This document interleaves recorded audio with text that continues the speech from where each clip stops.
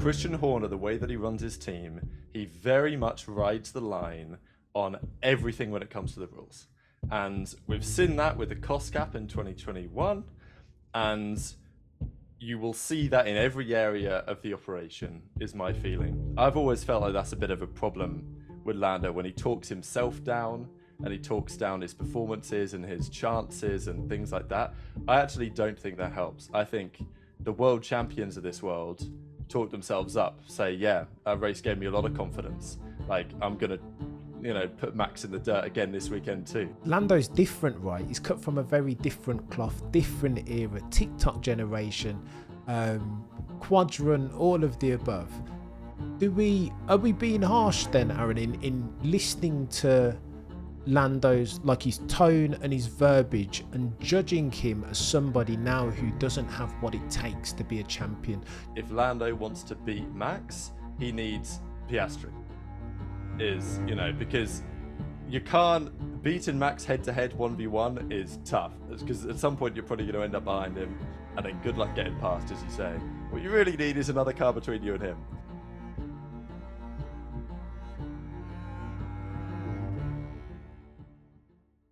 Hello and welcome to another episode of the Shakedown. With me today, I have a very special guest, the one they call F1 News Tactical Rab, otherwise known as Aaron. How are you doing, sir? It's a lovely introduction. I appreciate it. It's good to join. I think I've done you a disservice there. Do you know what I mean, mate? One of the hardest working, one of the goatiest F1 YouTube channels in the space. Like, put some respect on his name. Do you know what I mean? Everyday settings for the past 5 years, as near as makes no difference. Bloody Nora, chap. Congratulations, sir, for all the fantastic work that you've been doing. Do you know what I mean? How do you do it, chap? Oh, mate, you're too kind. I mean, for people that know what I've been up to, I started making content kind of like this for Call of Duty esports about 6 years ago. And then in like 2 years into it, I actually found like this current format. And I still do that. I make 2 videos on that channel every day. That's like still the channel that I'm like, that's my baby on some level. And then I just thought at some point, why not expand it and start talking about other stuff that I'm fascinated by and absolutely love. And that became Formula One for me again halfway through the 2021 season. I obviously followed F1 when I was a kid, 2007, 2008. I was getting into it when I was like 8, 9 years old. And then I kind of didn't watch much of the turbo hybrid era, followed it loosely. But after Vettel started to dominate the end of like 2013, I kind of got fed up of Red Bull and Vettel, to be fair.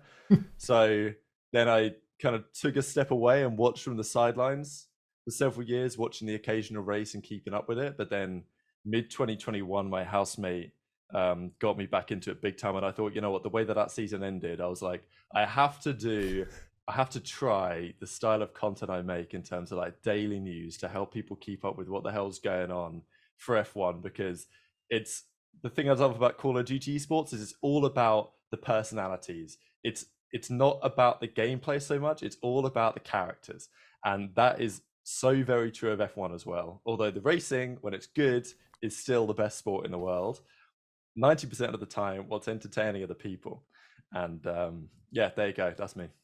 Preach. I love that. I love that little soliloquy on the people. Of course, they're the most interesting thing in Formula One, despite what some aficionados, F1 aficionados and diehards, grizzled F1 vets would say. Tactical. Aaron, let's talk about some F1-age then, shall we? Because there's a lot going on in the space. Let's hit upon asymmetric braking, because that's the gift that keeps giving as at August 2024. What's your take on it, bruv? Because I know in your news pieces you tread the objectivity line very acutely. But what's your opinion genuinely on this asymmetric braking? Did Red Bull do it really, or is it just a myth and a legend? Yeah, it's a tricky one. Look, all I'll say is that, I don't know if these sources are valid or not, but people were telling me back when Jos Verstappen was getting into all this drama with Horner back in February, and people were saying that like Christian Horner, the way that he runs his team, he very much rides the line on everything when it comes to the rules. And we've seen that with the cost cap in 2021. And you will see that in every area of the operation, is my feeling. So, like, if you can't trust Red Bull over the cost cap stuff, how are you meant to trust Red Bull on this situation? It's kind of a challenge. And, you know, people were saying that Jos Verstappen was not happy with the fact that the team was doing something that was very close to the grey area of the rules, and that eventually it was going to, come back to bite Horner on some level.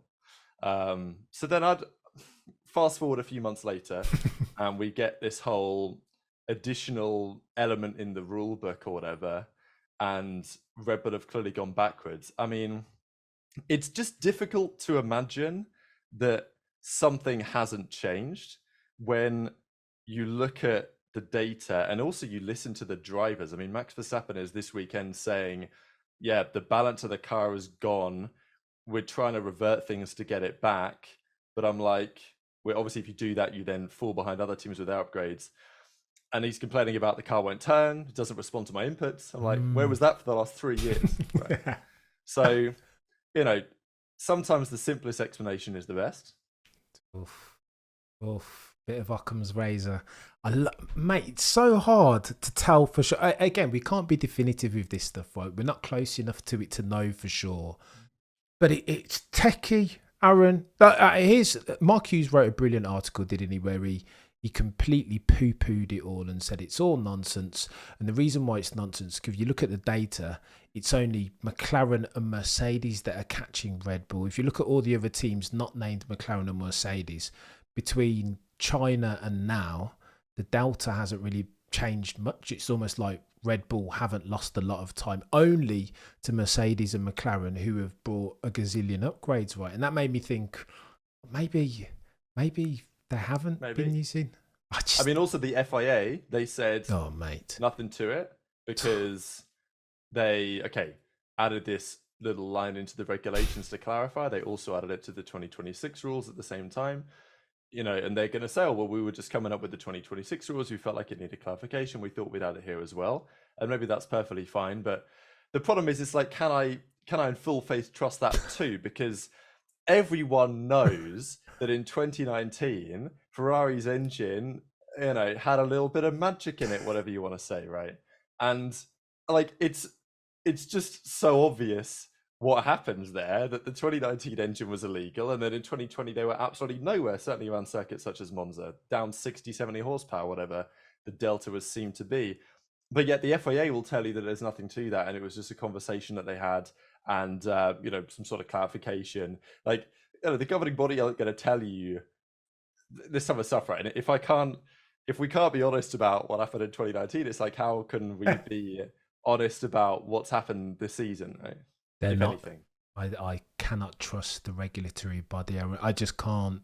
I don't have it in me, but they've lied to us far too many times. And again, even with that said, that's not to say that they're not telling the truth on this occasion, but because they've lied so many times, it's like, boy who cried wolf, man. Like, what, you want me to trust you this time round? Now that you've added Article 11.1.2, I just, yeah. I don't know. I'm just like, I guess the other point is, like, if it was true, I'd have expected, especially like Zach Brown, to say something about it. As in, you'd have thought that other teams would have picked, like, other team principals would have maybe picked up on the story, right? And because it's, if it is true, obviously it calls into question the last couple of years as well.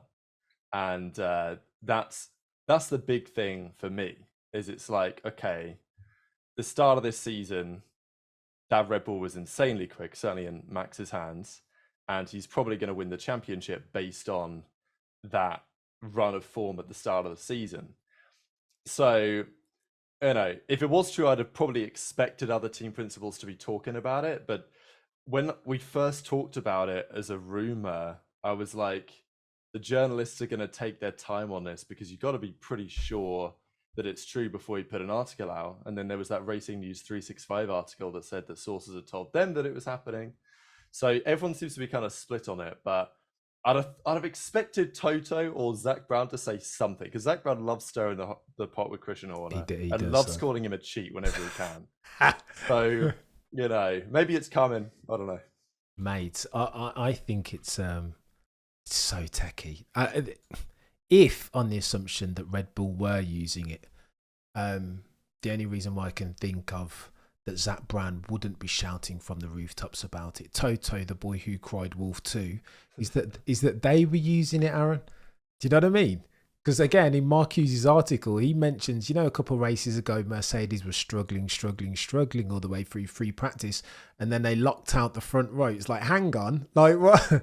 It's all these variables are changing really, really quickly in real time, and it just makes you quite like, well, you can fix the setup that quickly between FP3 and Q1. Like it just, I don't know. And he called out McLaren as well, didn't he? Remember when Oscar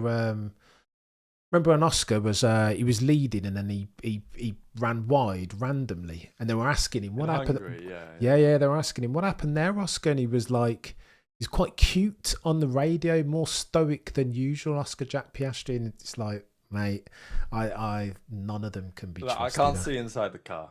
Yeah, but it's like it's easy to talk about Red Bull because of their history, but equally every single team is also on some level trying to do the same thing. I've always thought with Red Bull it's a bit of a different one, just because Mercedes, McLaren, these brands, Mercedes I think especially, they represent a brand with a certain brand identity and image, right? Like Mercedes absolutely cannot be seen to break the cost cap or do anything on that nature, because that has a huge impact on how people see Mercedes as a brand. Whereas for Red Bull, that is their brand on some level, right? Like, so in many ways, Red Bull it's almost good headlines for them if they push the boundaries, which I think is why Horner has got so much benefit of the doubt in that team over the last decade and a bit. Habitual line steppers.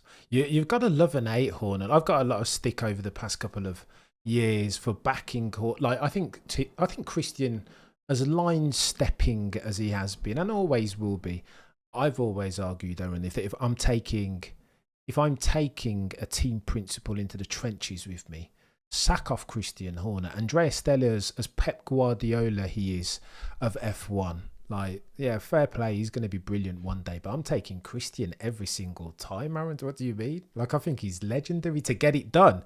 2021 was meant to be swung song. They were about to sack him, weren't they? If Max Verstappen hadn't pulled it out of the bag with an asterisk from Michael Massey, I think he's don't love him, but I respect him for his ability to get it done and get it over the line. He's definitely effective. And he's also very confident that he's effective because Newey's going, Wheatley's going. And the rumour has it that Horner's still very confident that even without Max, he's going to be able to form a team that's going to be able to win. But, I don't know so much about that, but like that's Horner's perspective. And like, as you say, I don't disagree with some of your analysis there. But every team that has an era or dynasty or a period of domination, like it obviously is never going to last forever for various reasons. Go on and let's talk about Max Verstappen since you brought it up. A lot of rumour and chat about Max Verstappen having had conversations over the summer break with Toto, the boy who cried wolf, and the boys and girls over at Brackley and Brixworth. Talk to me about this, or do you think is this a classic case of F1, wherever there's smoke, there's fire, and that Max Verstappen will be perusing the environment, thinking about 2026 in the new rules and regs, and weighing up his options in real time? Could he leave? Do we need to take this thing seriously? I think we've needed to take it seriously since like March, to be honest. Like, I think it was always a possibility. It's just Mercedes didn't get their shit together until about a month and a half ago, like a couple of months ago at this point, at which point it became more plausible. I think mainly it comes to do with Max's entourage on some level. Like, we know how close he is with his father, and his father and also Helmut Marko are never going to be out of the picture when it comes to Max. And whether you think that's a good or a bad thing, whatever, Max is the best driver, so he does what he wants. And Jos is always going to be in the picture. And even today, I mean, I mentioned the article briefly at the end of the video, but Helmut Marko made a comment where he said that Jos Verstappen is closer to Toto than he is to Christian. And I'm like, wow, this is very interesting, because, I mean, it's no surprise, obviously, clearly Oscar Verstappen doesn't like Christian Horner, doesn't like his methods, doesn't like whatever. But clearly that's a potential link that they see, and Mercedes still seem like the team coming into 2026 that are potentially going to be the best positioned again. Now that they've got to grips with, to some extent, this ground effect era, but also in 2026, the ground effect is going to be less influential in the overall downforce package. So, like porpoising, I don't really anticipate will be a problem in that regulation set. So they shouldn't get thrown off year one or whatever. And obviously they've got James Allison now back leading the way that he wasn't in 22 anyway. There's lots of things to like. And I guess that's the point, is the push and the pull factors from Red Bull. If Red Bull's current form maintains into next year and Mercedes produce a car that's close to championship contending, Max, I think, will be gone basically for sure.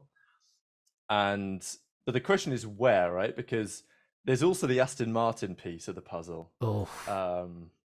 If they get Newey, which we think that they might do, they're trying to get Max as well. They'll offer him probably more than Mercedes will, and Mercedes want to offer him a lot. So, but the issue is for Max is like, well, how do I know that Aston are going to be good in 2026? They've got Newey though, and they've got the Honda engine, so maybe there's that. There's just a couple of things pulling him away right now. Mate, this is some serious god tier level blasphemy now, and like Max Verstappen to Aston Martin, and I agree with you. I think that's one of the most likely outcomes in all of this. But can you imagine him even in those green overalls? What, alongside Alonso or Lance Stroll? Just Lance Stroll, imagine. Mate, it's breaking. I mean, it probably will be, won't it? Probably because Alonso will be on his way out. That is bonkers, mate. I can't even. The optics, just picturing that is some proper chaos. But Murray Walker used to say it right, like anything can and usually does happen in the weird and wacky world. I also think for Max as well, or for any driver in that position, there's something to be said for doing it somewhere else. You know, like I think that's true for any driver. It's like Max is probably going to win 4 championships on the bounce here. Maybe you win to 5th next season in a row, you know, to tie what Schumacher did, of course.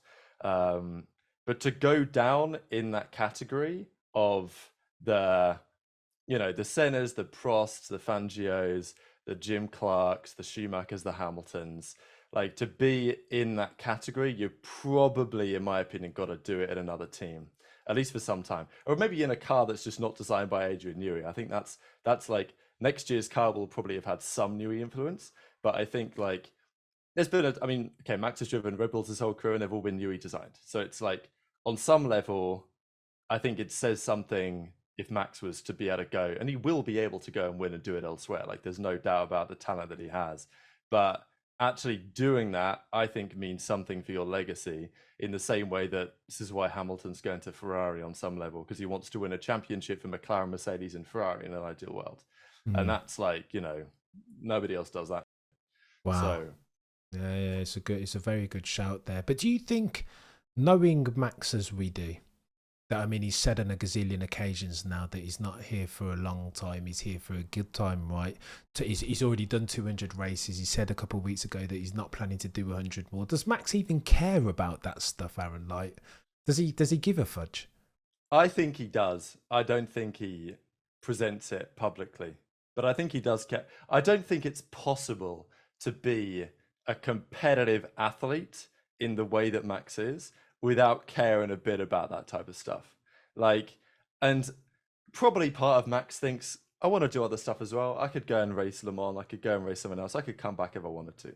But, and Max will say, oh, you know, 7 world championships, that's a record, whatever. Like, I have a very hard, knowing Jos Verstappen and what he is like, and knowing the type of animal that Max is in the car, I have a very hard time believing that Max doesn't care about some of those numbers, at least on some level, or doesn't care about his kind of overall reputation. Maybe I'm wrong on that, but I think that Max does keep his cards close to his chest. But like when he's in the car, like you can tell what this guy is really like, I think. He doesn't mess around, does he? Nor does he take fools willingly, gladly even. Aaron, talk to me about, since you mentioned points, numbers. 70 points is the difference between Messrs Verstappen and Norris in the championship as at August 2024. Lando today in the driver's press conference was talking, or they were pressuring him, right, about pressure, about his confidence or lack thereof. I was speaking to a friend and he characterised Lando as the only person that is seen overflowing with cockiness and confidence that also lacks it in the same body, that it doesn't make sense, and ultimately he reckons that might cost him a true shot at the championship at Max Verstappen in 2024 and potentially in future years. What do you reckon about this confidence thing, Lando? Because people keep talking about it. Journos keep asking him about it. Is this overblown, or is this a real thing that Lando needs to address in kind in real time? I think there's got to be some truth to it, because I can't imagine that, like, we know his record on first laps this year is the worst of anyone, apart from, I think, actually Daniel Ricciardo, who's been awful at starts. But like, that can't just be coincidence. So there must be a bit more to it. Lando is just such a fascinating driver, because as incredibly good as he is, quality, race pace, managing the tires, wet conditions, I mean, like, he has everything on track to be a world champion, but he just doesn't strike me as the character of a world champion, at least not yet. I think, I mean, I don't think I'm wrong on that assessment as it stands. And I think that he'll get there. I genuinely do think that he'll get there. And I was critical of his decision to stay at McLaren a while ago, because my feeling was that it's just winning a championship for a team that isn't a works team is very rare. But clearly he's shown that, no, it is possible. And it would have been possible if not for his own bloody mistakes this season, in large part. Like, it would have been far more likely that it could have been on the cards, because next year, who knows where Ferrari or Mercedes are going to be. Like, this, you know, in many respects, this might have been the season in hindsight. But it's still possible. But yeah, he definitely kind of, I mean, he was talking today about the pressure, the way that it gets to him. And I think that's fine. And I think drivers all will experience that to some degree. But my problem with it that I mentioned briefly today was, as a competitive force, you know, you can't be saying that type of stuff in public, in my opinion. Like, if you want to be taken seriously as a threat by your competitors, you know, you've got to talk the game as well. Because if you talk the game, you also make it true in your own head. And I've always felt like that's a bit of a problem with Lando, when he talks himself down and he talks down his performances and his chances and things like that. I actually don't think that helps. I think the world champions of this world talk themselves up, say, yeah, that race gave me a lot of confidence. Like, I'm going to, you know, put Max in the dirt again this weekend too. Like, that's how champions think, and that's how champions speak. Even if they are nervous before the race, they won't tell anyone apart from their entourage behind the scenes. I think Max will hear that and think, yeah, like, you know, this guy has got nothing compared to what I've got. That's what I'd think if I was Max. I've got him nailed. I have his number. This is techie, you know, bro, because I agree with you. Like, listen, as long as I've competed in sports and played chess or whatever the case is, I'm old school fundamentally. Like, please see Roy Keane when he's talking about modern day footballers and diatribing on Paul Pogba or whoever, like, and his lack of mental fortitude. But can't you make the case, if I'm going to play devil's advocate for a second, can't you make the case that you can't superimpose a Sir Alex Ferguson way of thinking on today's set of players, because they're just it's a completely different generation. Tomo said it on a podcast recently when we were talking, that you can't, as much as that way of thinking is absolutely a characteristic that defines Schumacher and Vettel, that they were proper, like, hard-nosed, and Senna and Prost before them. Lando's different, right? He's cut from a very different cloth, different era, TikTok generation, quadrant, all of the above. Are we being harsh then, Aaron, in listening to Lando's, like, his tone and his verbiage, and judging him as somebody now who doesn't have what it takes to be a champion, just because his personality, not because of his metal underneath, but because his personality and his words don't match. They're not in keeping necessarily with that what we heard from the most recent champions in a Schumacher. And do you know what I mean? Are we being No, I harsh? get it. I hear that. I think let's just let the results do the talking, right? Because, despite all of what you can say about Lando, the reality is that he hadn't won a race until this year, and obviously he was getting criticized for that.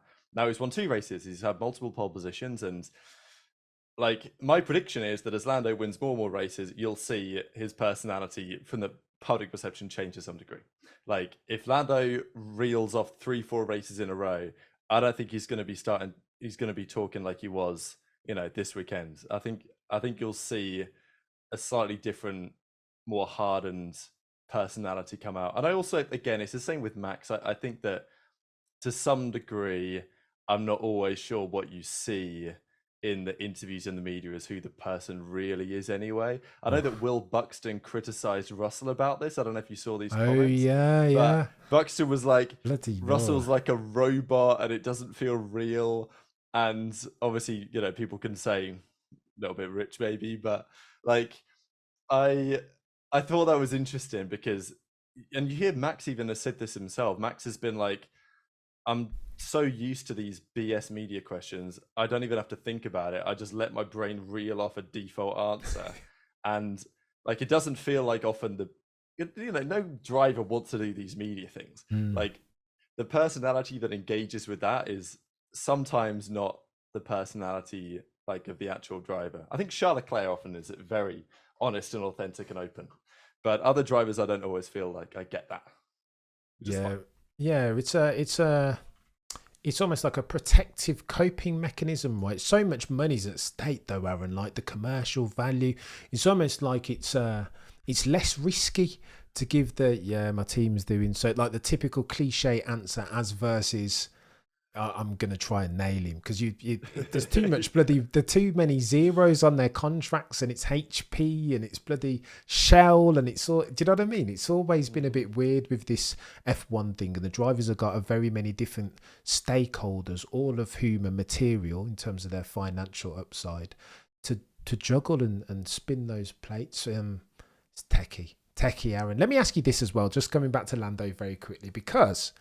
I don't know if are you a football man, Aaron? Do you watch? To some degree, I can. Old Trafford is just around the corner Oh, from where I let's am. go a proper red. So let me give you this. I remember Lamine Yamal at the. I hope I pronounced his name correctly. Probably not, but the Spanish. Spanish The 16-year-old, yeah. the young Spanish superstar, the next Leo Messi as they term him.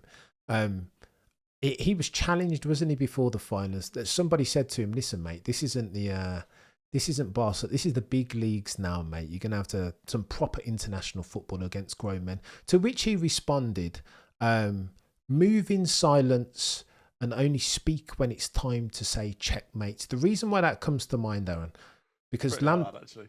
Land it's sick, isn't it? I love that phrase. I've trotted it out lots as my own plagiarism. But the reason why that comes to mind is because Lando Norris, Danny Rick talked about it today, didn't he? That Lando Norris at the end of the race last weekend, Dutch Grand Prix, that he was quite quick. And again, this goes back to my thing about confidence and no confidence in the same body, cocky and then nervous and subject to pressure all at the bloody same time. So Lando at the end of the last race said, simply lovely her. Again, it's a cheeky jibe. He's used the phrase that Max has made quite famous because that's what he says after his races. Is Lando talking too soon, Aaron? Does he need to win himself some more races before he can have that type of banter with Max Verstappen? Some say 3, soon to be 4-time champion. Is he jumping the gun, mate? Yeah, that's an interesting way of looking at it, actually. I hadn't really thought about it in that way because I like it personally. I think that showed some metal. And like, I do think it's kind of what I was saying before. When Lando crashed with Max at the end of the Austrian Grand Prix, comes into the pits, like, you can clearly tell that, he wants it a lot. Yeah. And it's very clear for all drivers on that level that they do. Whether they can execute is another question. But also to some degree, like, it depends. Like, if I was a championship rival to Max Verstappen, I would be doing things that I think are going to give me the best possible chance of getting that over the line. And I don't know if Lando is thinking this way, and maybe you should say that he should hold back the simply lovely comment until he wins the championship or whatever. But look, he's won a couple of races now. He's obviously Max's chief rival at the moment. I think it's fair enough to throw a little jibe in there. It depends how you expect Max to respond, right? Because I mean, the thing is with Max is that he always seems to be at basically 100% all the time. Like he basically never has an off weekend ever. So I don't really know if you can draw that out of him, apart from what happened in Hungary, was complete head loss. So this is what Daniel Ricciardo was talking about today, that he expects Verstappen to like respond, because Ricciardo is basically saying Max won't be happy that Lando came to his backyard and dropped the simply lovely comment, which, to be fair, I think Ricciardo might be right. Like, I think knowing Max, I think that would piss him off a bit. And the question is then, does Max come into Monza and just absolutely send it on the inside of Lando turn one as like revenge or something? And is that a good technique from Lando to kind of bring that out of Max, or does it matter anyway? Because my feeling is that when Max gets in the car, he always seems to be the same character regardless. But I will say that in Hungary, factors outside of the car and inside the car did make Max a worse driver for it. So if I'm Lando, I'm trying to do that because I need to close the gap. Yeah, 100%. What does that? What does that look like though, Aaron? Like, what's the panacea? Because I've theorised on a couple of different occasions that if you're going to beat Max Verstappen over the course of a 24 race championship, or 9 as it is now, that at 8 you need to qualify in front of him, right? There's no point in thinking that you're going to get out qualified by Max and then you're going to overtake that dude who defends so viciously at each and every single bloody turn as if his life depends on it. It's just not going to happen, right?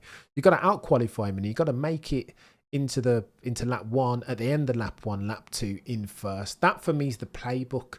But outside of that, like you say, Aaron, I don't know, is there point bantering Max Verstappen? It's almost like do you remember Michael Jordan? He used to say, "Don't get Michael angry." There's no point in getting Michael Jordan angry unless you want to get like 40 on your head that night. Like, it's almost, and that's why I think the simply lovely, after you've won 2 races your whole career, chap, is like, really, Lando? Really? That's the gap analysis. That's the 8. That's how you're going to get from where you are now to a World Drivers' Championship. I think that's ill-advised, Darren. You know what I mean? I hear you. I also think on some level it doesn't matter. Like, you turn up and you execute. I think that's Max's mentality too, is that he has the ability to just block out the noise now and just turn up and deliver the maximum that the car is capable of basically every single weekend, apart from the very occasional off weekend that he does have. But I mean, you're right. Like, the fact of the matter is, if Lando wants to beat Max, he needs Piastri. Because you can't beating Max head to head 1v1 is tough, because at some point you're probably going to end up behind him, and then good luck getting past, as you say. What you really need is another car between you and him, and that's what McLaren needs. Because if McLaren literally have the best rocket ship ever built and they won 2 every race, then that's a 10-point swing over Max in third rather than a 7-point swing, which is a big deal. So 100%, bro. 100%. Talk to me about Piastri very quickly then, because I flip-flop on this chap massively. Start of the season, I thought Lando's going to bury him, like, for the next couple of seasons at the very least. Then I started to sign sprinkles, green shoots of promise as far as Oscar Piastri is concerned, making me think sooner rather than later he'll be the one burying Lando Norris. Where do you sit on that? On what side of that fence do you sit? Yeah, I think my opinion has also been somewhat changed this season. I think I was very impressed with him at the end of last year, given once his car finally had the upgrades. I genuinely felt that about 6 or 7 races into this season that I was like, I expected more by now, because the car wasn't so good then, but people are talking about Piastri like he's going to be a future world champion, right? And I get that kind of read, but I was expecting a future world champ to be more on top of the tire issues his tyre wear issues compared to Lando a few races into the season. Then he had a really good run of form over a number of races. But the reality is that even in Hungary, he still weren't as good as Lando. Lando Not still but had the pace in close. him. He showed him he had the pace in him. And I think Lando is phenomenal. But I'm yet to be. I think Piastri has a phenomenal temperament. If you could give Lando Piastri's temperament, you would have a driver capable of challenging Max 100% week in, week out. But I think that he's still lacking something, and the consistency maybe will come, but I think I'm a little bit more pessimistic about his prospects now than which sounds a bit strange and maybe a bit Oof. recency biased, but I think there's some recency bias going on. When a couple of rounds ago, people were saying, "Oh, Piastri's got the hang of Lando, no problem." Clearly, that's not true, and clearly, as an overall package, Lando is still the stronger driver. I would say by a relatively considerable margin right now. So yeah, I'm not convinced that Piastri is going to be a world champion quality driver on what I've seen. Oh, mate, say it's not so right. That's blasphemy. I That's mean, I'm not sure that take, but I'm just going to stand on it. it's I don't think I want to argue with you, mate, but I think championship caliber is that's the term that I take issue with. Like I think a lot of people I think he's brilliant, and he will be brilliant one day, and he will absolutely contend for championships. But when you think that Oscar's skill, his upside was in his absolute pace, right? His pace in absolute terms, even.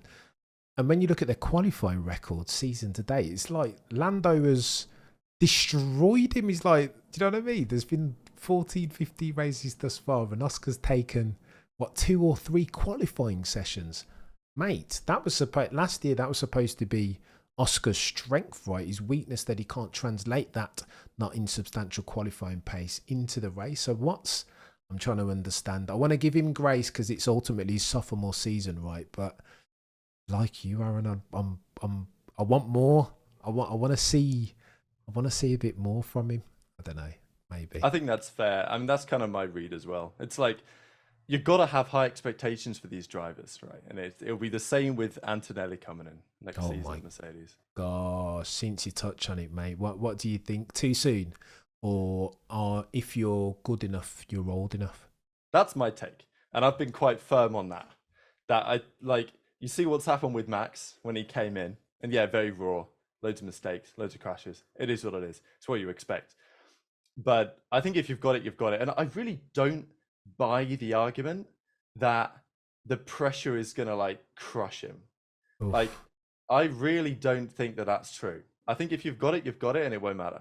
Definitely, I think maybe the pressure was affecting him to some degree in his F2 campaign once it started to become a conversation that he was going to be able to get to F1.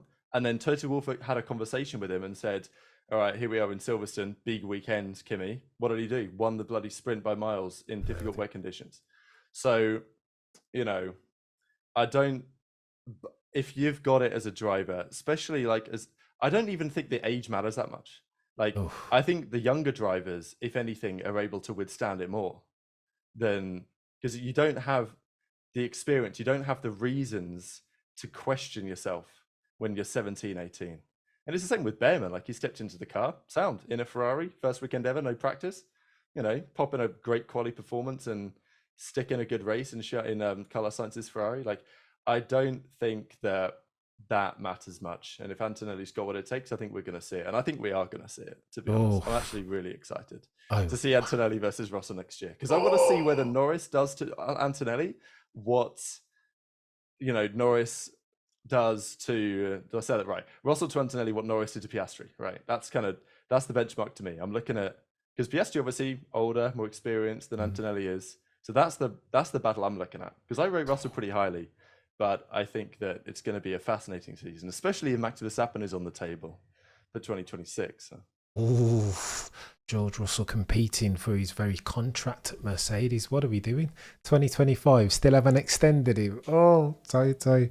He wants himself Max Verstappen in that car, doesn't he? It's Chaotic. Talk to me very quickly about Checo Perez, mate, and then we'll find out. You've been super generous with your time, by the way, as we round third base. Checo Perez still in that car. You remember there was a very controversial conversation between the girls at Sky Sports F1 and Christian Horner last weekend when Natalie Pinkham was like, mate, what's really? Checo Perez still in the team? Notwithstanding his material underperformance season to date, the fact that he stuck it in the barrier at the Grand Prix where the owners were there, like what? Why is he? What? I'll pitch the question at you this way, brother. Why is Checo Perez still in that car? I think at this point, it's got to be financially related. It's got to be something to do with that. There have been too many rumors suggesting it about how his Mexican sponsor backers are very keen on the idea of keeping in the car at least until the Mexican Grand Prix. And it's probably a big deal for Liberty Media as well. And there's been pressure to that effect. It's a difficult one because anyone alongside Max is going to have a hard time. The way that the car is, the way that Max likes the car to be very, very on the nose. And it's incredibly challenging to find a driver that can cope with that. And the reality is that Perez's driving style is just so different to Max's. Like the tracks that he excels on, if Perez really excels on any track, because respectfully, the idea of him being a street circuit master, it's not really true. He's just better at street circuits than normal circuits because he's good at tracks with 90-degree corners, because a lot of it's about his, he likes to have the understeer and have the rear stability, so accelerating out of 90-degree corners works pretty well for him, and circuits like Baku therefore favor him kind of nicely. I think the other thing is that there's no real promising alternative, right? I mean, Ricardo is not good enough anymore, probably, is my assessment of it. Would it be better than Perez? Sure. But is that enough to justify putting him in the team when there's other factors in play? Possibly not. And just kind of feel bad for Yuki on some level as well. Oh my gosh, mate. But, I get it. And also RB I thought they were going to be a serious force this season because a lot of their car was taken from the RB19.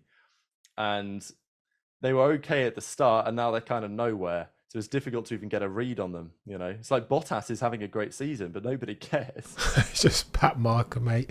Lost in the roundings. It's interesting you say about Checo, and I just think at this stage, mate, like anyone else, I think the thing that saved Checo is the timing of his tracks on this season's calendar, right? That over the next three, he's got Singapore and Baku, and those. I mean, if you're going to sack Checo, then you should have done it like 5 or 6 Grand Prix ago. Don't sack him before his favourite tracks, the tracks that you say are rear limited and that he will historically and probably, again, go well around. It's very techy, this money thing, though, mate. $30 million a year. Oh, how you've got to... I don't know what's true or what's not true, but all I know is that there's always some sort of BS behind the scenes in F1, so I'm surprised if it's true. Do you reckon? Did you hear that Liberty had a word with Red Bull and were like October 27th? If that's true, that's fucking crazy. Like for real, that is crazy. But unfortunately, I wouldn't be massively surprised, and I think that a lot of fans wouldn't be massively surprised, just because F1 is, more entertainment than sport on some level, and it's funny, right? Because I talk about the personalities and how important that is to me and the community and the fans. But I also do feel like a purist on some level. Like, I do want competitive integrity and the sport to come first and the entertainment to be secondary. But it does feel like even the 2021 situation, the way that Massey felt that his decision was, didn't want to finish under the safety car because everyone's watching or whatever. I imagine that had a part to play, mate, in the decision making. Go on, let's talk about. We don't even need to talk about. Who cares about Monza, mate? Now that you've talked about sports and sports entertainment, mate, we're gonna have to nail it because this is my wheelhouse and sport and WWE, etc. So, sure. I think me and you are kindred spirits in that sense, Aaron. In that, I think I always classify myself as part-time diehard, part-time casual, because as much as I love the racing, I love myself a cheeky Drive to Survive. And people say that's blasphemy, Cameron, that's sacrilege. Take off your diehard cap and leave it at the door for that. But I just, do you know what I mean? You can, two things can be true in the same, that concurrently, right? Surely. And I think, in saying that, I think Liberty Media are to be commended for the way in which they've leveraged some of the aforementioned in Drive to Survive, social media, TikTok content creators. They're to be commended absolutely for the way in which they've grown the sport and taken it to the new demographics. But do you think, it sounds like you're saying, Aaron, that you think they might have overstepped that line to the detriment of the essence and the spirit of the sport? Do I read you right? Yeah, I think you do. I think naturally this is how it goes. You have a corporation, they own something, they are publicly traded, they want to increase the value of the stock price, they want to increase the value of the shareholders. And how are we going to achieve that? A lot of the time, the decision making is very myopic, right? Very short term. And I think you see this in a lot of different places with decisions being made for what is going to look good at the bottom line in the next 12 months and not necessarily what's best for the sport and therefore for the long term value of that business over the next 10 years. I think that's kind of the problem that you can run into, is that you've got Domenicali talking about how, well, we've bought MotoGP now, we might just have sprint races every weekend in F1. Oh my And gosh, I'm mate. like, you are going to ruin the sport doing it like this. Like, you do know that in the long term, it's not going to be a good thing for fans, especially because, I mean, how much F1 do you expect people to watch? But at the same time, I get it, because it's going to increase the bottom line and it's going to increase the viewership figures and it's going to mean that they can sell more sponsorships and, right? So, inevitably everything has its pros and its cons. But I think, as you say, on average, the sport is better off for it.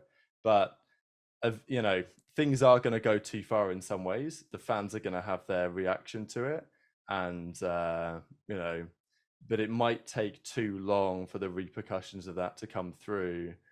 That it might not matter. Same reason why we're going to all these street tracks, right?